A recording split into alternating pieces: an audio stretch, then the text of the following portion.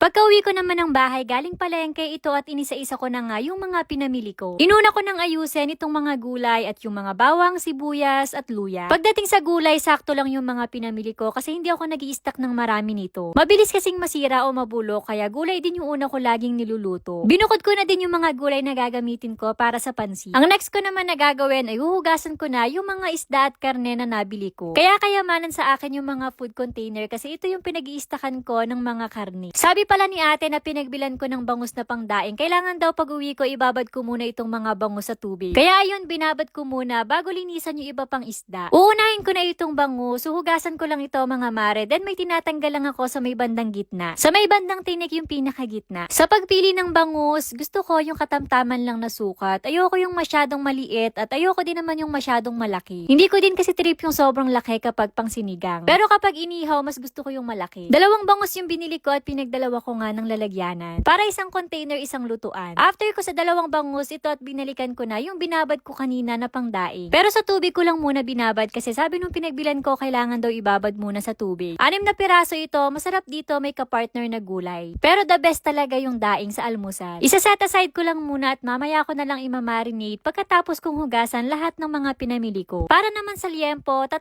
kilo yung binili ko. Yung 2 kilo imamarinate ko kasi balak namin mag-ihaw. Then yung 1 kilo naman ay ilalagay ko lang muna sa freezer kasi pwede din yun ipang prito at pwede din ipang sahog. Kapag bumibili ako ng liempo, lagi kong hinahati sa gitna kasi nahahabaan ako. Mabilis ko lang natapos na hiwain at tugasan yung liempo. Ngayon naman dito tayo sa may hipon. Ito naman mabilis lang din linisan at meron lang din ako tinatanggal sa pinakalikod. 1 kilo lang yung binili ko at lulutuin ko lang din mamaya. Pangulam namin dahil celebration ng birthday ni tatay. Super late upload na nga ito mga mare dahil June 14 pa ito. Itong mga pinamili ko ay aabot na sa amin ng 1 linggo mahigit. Depende pala kasi kapag may bisita, mas mabilis maubos. Bumili din ako ng 1 kilong giniling dahil balak ko mag-Shanghai. Anyway, ito umpisahan ko na nga mag-marinate. Inuna ko na itong bangus. Gustong gusto ko yung daing ni nanay kaya tinanong ko siya kung ano yung timpla nun. Sabi niya ang gamitin ko daw na suka ay yung 4 kantos dahil hindi gaanong maasim. Then konting patis, paminta at bawang. Yun daw yung timpla ni nanay. Kung gusto niyo ng mabawang, pwede niyo pang dagdagan. Dito naman tayo ngayon sa may liempo. Naglagay ako ng maraming bawang, Mamacita's barbecue marinade,